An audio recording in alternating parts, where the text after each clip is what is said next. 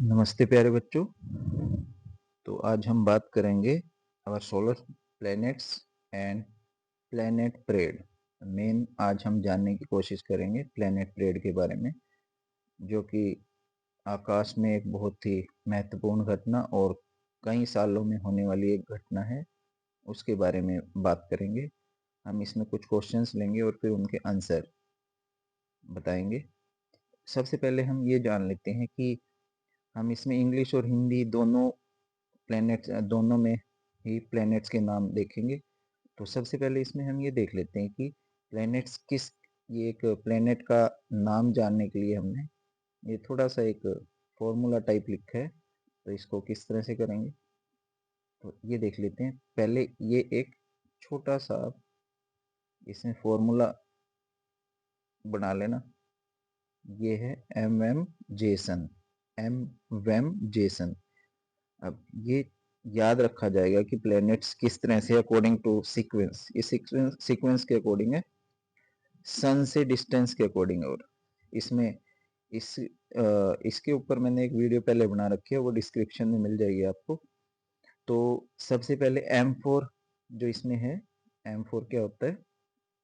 M4 होता है mercury. M4 mercury, V4 Venus, Hindi में भी इनके नाम लिखे हैं मैंने। और E4 अर्थ पृथ्वी, और M4 मार्स मंगल, जुपिटर बृहस्पति सबसे बड़ा ग्रह है, और S for Saturn Shani, U for Uranus Arun, N for Neptune Varun. तो ये हमारे ग्रह हैं। अब ये किस तरह से एक परेड करते हुए दिखाई देंगे हमारे प्लेनेट।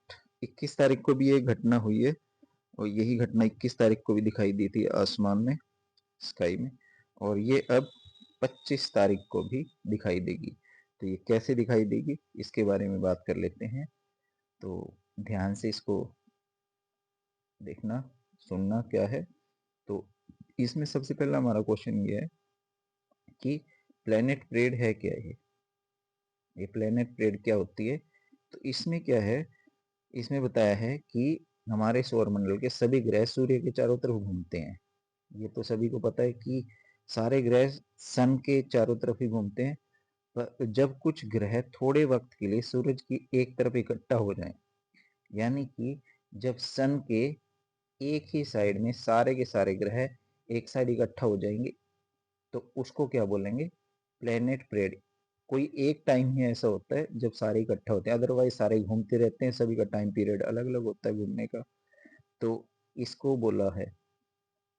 तो तो ऐसा लगता है कि वो एक दूसरे के आसपास है। जब वो इकट्ठे हो जाएंगे तो ऐसा लगेगा एक दूसरे के आसपास है। इसे प्लेनेट परेड या प्लेनेटरी अलाइनमेंट कहते हैं।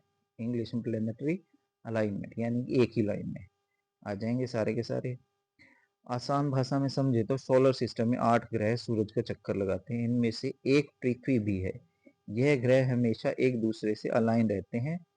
सोलर सिस्टम ऐसा ग्रुप नहीं है जहां ग्रह इधर उधर भाग रहे होते हैं, बल्कि सोलर सिस्टम एक एक आमलेट की तरह है। ग्रह इसके चारों ओर सर्किल शेप में घूमते हैं। जैसे ये सन है, तो दूसरा जैसे इसके बाद जो सीक्वेंस बनाया था एम वैम ऐसे करके, तो दूसरे पे एम आएगा। एम कैसे घूम रहा है? इस तरह से। सेकंड पे आएगा वीनस, मरकरी, ये फर्स्ट मरकरी था, तो ये इस तरह से है, इसके चारों तरफ घूम रहे। तो इस तरह से प्लेनेट सारे के सारे सन के चारों तरफ घूमते रहते हैं, सभी का टाइम अलग अलग होता है। तो इसमें हर एक ग्रह किसी दूसरे ग्रह से दूर होता है, इसलिए इन ग्रहों का चक्कर लगाने का समय भी अलग अलग है। ऐसे में जब सभी ग्रह सूर्य का चक्कर लगाते हुए एक सीधी लाइन में आ जाते हैं तो इसे प्लेनेट परेड कहते हैं। तो जैसे यहाँ सन आ जाएगा, यहाँ मार्स आ जाएगा, यहाँ वीनस है, अर्थ है, तो सारे के सारे लगभग एक लाइन में लगभग आएंगे, बिल्कुल स्ट्रेट लाइन में नहीं होंगे। थोड़ा सा डिग्री का फर्क जरूर एंगल का इसमें फर्क होता है। तो ऐसे में जब सभी ग्रह सूरज का चक्कर लगाते हुए सीधी लाइन में आते हैं तो उसे प्लेनेट परेड कहते हैं। तो ये प्लेनेट परेड के बारे में बताया था। अब इसमें सेकंड क्वेश्चन ये ले लेते हैं, यह परेड कब शुरू होगी और इसमें क्या क्या होगा? ये परेड कब शुरू होगी और इसमें क्या क्या होगा? तो इसके बारे में अमेरिकी स्पेस रिसर्च ने बताया है कि ये 21 जनवरी को भी हुई है। 21 जनवरी को हो चुकी है एक बार ये, जब शुक्र, शनि, बृहस्पति, मंगल, नेपच्यून और यूरेनस एक लाइन में आ आए थे। ये एक बार हो चुकी है 21 जनवरी को, जब शुक्र, शनि, बृहस्पति, मंगल, नेपच्यून और यूरेनस एक लाइन में आए थे। हालांकि ये बिल्कुल सीधी लाइन नहीं थी, ये बिल्कुल सीधी लाइन नहीं थी, ये मैं आपको पहले बता चुका हूँ। तो ये सभी ग्रहों की स्थिति एक दूसरे से कुछ डिग्री ऊपर और नीचे होती है, तो वो कुछ डिग्री का फर्क होता है ऊपर नीचे। फ्लोरिडा में एक और museum of science and nature में प्लेनेटेरियम सुपरवाइजर हन्ना स्पार्क्स ने कहा, वे एक सीधी रेखा में नहीं है, बल्कि लेकिन वे सूर्य के एक तरफ एक दूसरे के काफी करीब है। तो यही बात बोली है कि सन के एक साइड आगे। तो इसको कुछ इस तरह से है, जैसे ये यहाँ पे क्या है, ये यहाँ पे सन है, तो ये इसकी तरफ सारे के सारे ग्रह इस तरह से आगे एक साइड आगे। तो ये बता दिया। अब इसको इसके बारे में ये बताया गया है कि ये दिखाई कैसे देंगे। तो इसमें ये बताया गया है कि यूरेनस और नेपच्यून को टेलीस्कोप से देखा जा सकता है। इनको ओपन आई से, नेकड आई से नहीं देखा जा सकता, क्योंकि ये दोनों ग्रह धरती से ज्यादा दूर है, क्योंकि ये अर्थ से ज्यादा दूर है। शुक्र और शनि पश्चिम दिशा में दिखाई देंगे। अब ये भी सवाल था कि कहाँ दिखाई देंगे, तो भी पश्चिम दिशा में दिखाई देंगे। तो आपने ये देख लेना है कि सन जिधर से राइज हो रहा है वो पूर्व है, तो उसका अपोजिट पश्चिम होगा। तो शुक्र और शनि पश्चिम दिशा में दिखाई देंगे। ये 25 तारीख के लिए बता रहा हूं मैं आपको, जो कल 25 तारीख है। जबकि बृहस्पति और मंगल पूर्व दिशा में दिखाई देंगे। इस परेड को देखने का सबसे अच्छा समय सूर्यास्त के लगभग 45 मिनट बाद, जैसे ही सनसेट होगा तो उसके 45 मिनट बाद का है। इस परेड में सिर्फ 6 ग्रह ही दिखाई, ये 21 तारीख की बात कर रहे हैं, 6 ग्रह 21 तारीख को दिखाई दिए थे। इसके बाद यह परेड 25 जनवरी को होगी। इसमें देखो 25 जनवरी की बात होगी, 21 जनवरी को 6 ग्रह ही दिखाई दिए थे। अब 25 जनवरी की सॉरी बात कर लेते हैं। 25 जनवरी को भी होगी और 20 फरवरी को भी होगी। फिर ये अभी 25 जनवरी कल, और फिर 20 फरवरी को होने वाले परेड में बुध भी शामिल हो जाएगा। यानी कि यहाँ पे जो 6 ग्रह थे, अब फिर इसमें क्या हो जाएगा, बुध, यानी कि मरकरी भी आ जाएगा। इससे यह पृथ्वी के अलावा सोलर सिस्टम के सभी 7 ग्रहों की परेड बन जाएगी। तो 7 ग्रह आ जाएंगे इसमें। हालांकि उस समय सभी ग्रहों को देखना मुश्किल होगा, क्योंकि तब शनि, शुक्र और नेपच्यून सूर्य के काफी करीब होंगे। तो उस टाइम पे ये शनि, शुक्र और नेपच्यून को देखना थोड़ा सा मुश्किल होगा, क्योंकि ये उस टाइम पे अर्थ सॉरी सन के आसपास आ जाएंगे, ज्यादा नजदीक हो जाएंगे सन के। अब इसमें और आगे देख लेते हैं। आमतौर पर ग्रह सूर्यास्त के कुछ घंटों बाद दिखाई देते हैं, जब सूर्य की बची हुई रोशनी खत्म हो जाती है। तो ज्यादा सनलाइट जब होती है तब ग्रह नहीं दिखाई देते। प्लेनेट परेड को देखने के लिए हमें क्या करना है, शहर से दूर या किसी अंधेरे वाली जगह पर जाना चाहिए जहां आसमान साफ नजर आता हो। नेक्स्ट इसमें हमारा क्या सवाल है, क्या हमें इसको नेकड आई से देख सकते हैं? हाँ, शुक्र, मंगल, बृहस्पति और शनि ग्रहों को रात के अंधेरे में बिना टेलीस्कोप की मदद से देखा जा सकता है। नेपच्यून और यूरेनस को तो देखो, नेपच्यून और यूरेनस जो है प्लैनेट्स, इनको टेलीस्कोप की हेल्प से ही देखा जाएगा।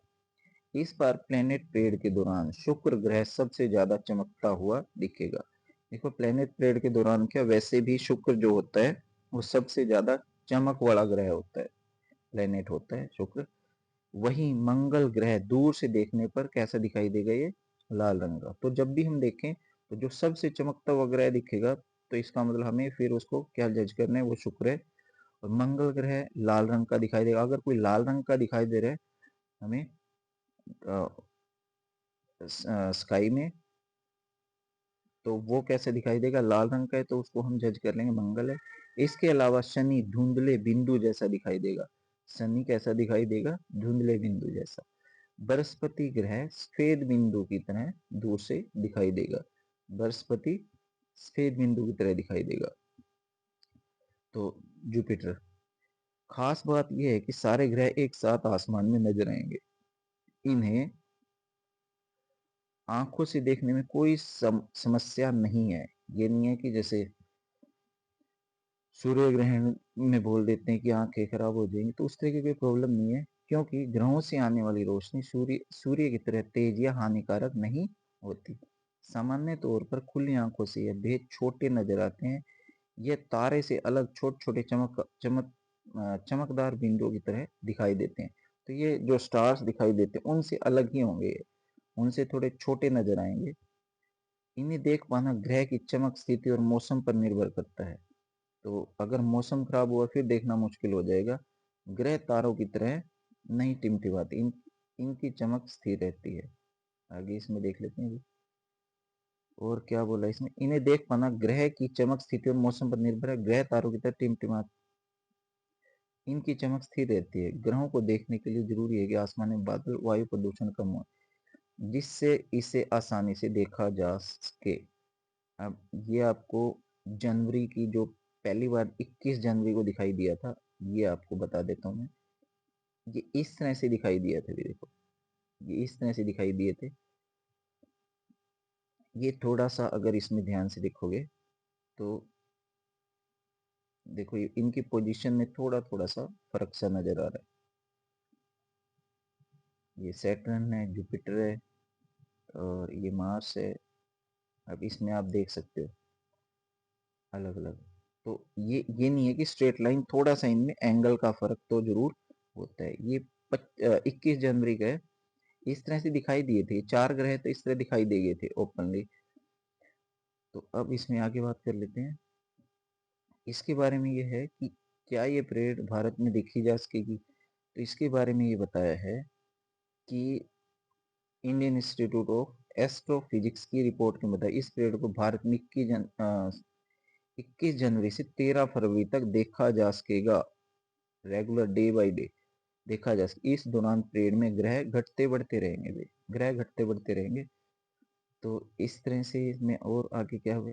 नेक्स्ट क्वेश्चन, क्या ये परेड भारत में देखी जा सकेगी। तो इसके बारे में बता दिया, ये आपसे अभी डिस्कस कर लिया। बेंगलुरु एस्ट्रोनॉमी क्लब के फाउंडर विजय कपूर का कहना है 21 जनवरी को शाम 7:30 बजे ये दिखाई दिए थे। इसे घरों की छत, ऊंची बिल्डिंग, किसी ऊंचे स्थान से भी देखा जा सकेगा। और ये 21 जनवरी वाली बात हो चुकी है। शुक्र, शनि और नेपच्यून को कई जगहों पर रात 11:30 बजे तक देख सकते हैं। ये अब भी रेगुलर, इसमें हमें कल 25 को भी ये दिखाई देगा। इसके बाद मंगल, बृहस्पति और यूरेनस देर रात तक दिखाई दे सकते हैं। हालांकि मंगल सूर्योदय से ठीक पहले दिखना बंद हो जाएगा। इन ग्रहों की सही दिशा का पता लगाने के लिए फोन में स्टार वॉक की कुछ ऐप्स हैं। इसमें स्टार वॉक, स्टेलेरियम और स्काई पोर्टल ऐप की मदद ले सकते हैं। तो ये भी कुछ सॉफ्टवेयर हैं, इनको देख सकते हैं। ये पोर्टल ऐप है। टेलीस्कोप की मदद से बृहस्पति के चारों चंद्रमाओं को भी देखा जा सकता है। ये आसमान में दक्षिण पश्चिम की ओर दिखाई देंगे। तो ये जो बृहस्पति है ये किधर दिखाई देगा, दक्षिण पश्चिम की ओर दिखाई देगा। नेक्स्ट इसमें देख ले, प्लेनेट परेड कब और कैसे खत्म होगी। ये जो फोर्ब्स की रिपोर्ट के मुताबिक 8 मार्च को यह परेड खत्म होगी। इस आखिरी पीरियड में मंगल, बृहस्पति, शुक्र, यूरेनस, नेपच्यून और बुध ग्रह शामिल रहेंगे। इस दौरान आसमान में आधा चांद भी दिखाई देगा, जो इस अद्भुत नज़ारे को और खास बना देगा। आमतौर पर यह परेड कुछ दिनों तक चलती है, लेकिन इस बार यह 21 जनवरी से 8 मार्च तक चलेगी। तो रेगुलर ये काम ये चल रही है, अगर इसको हम स्काई में देखेंगे। इसके बाद एक्सपर्ट्स का कहना है कि प्लेनेट परेड एक अस्थायी घटना होती है। यह ग्रहों की स्थिति बदलने पर खत्म हो जाती है। ग्रहों के ऑर्बिट स्थिर रहते हैं, लेकिन ये समय के साथ धीमी गति से बदलते रहते हैं। जैसे ही सभी ग्रह अपने अपने ऑर्बिट में चले जाते हैं तो परेड भी खत्म हो जाती है। हालांकि सूरज का चक्कर लगाने में इन ग्रहों की स्पीड, रास्ता और लगने वाला समय अलग अलग होता है। तो ये इसमें सारी बात करी थी। इसमें एक क्वेश्चन ये है कि इससे क्या हमारी अर्थ को कोई नुकसान होगा इस परेड से। तो इससे हमारी अर्थ को कोई भी नुकसान नहीं होगा। ये तो प्लैनेट्स हैं, अपनी पोजीशन चेंज कर रहे हैं, बस इतना ही है। इसके अलावा कुछ भी इससे हमारा नुकसान नहीं होगा।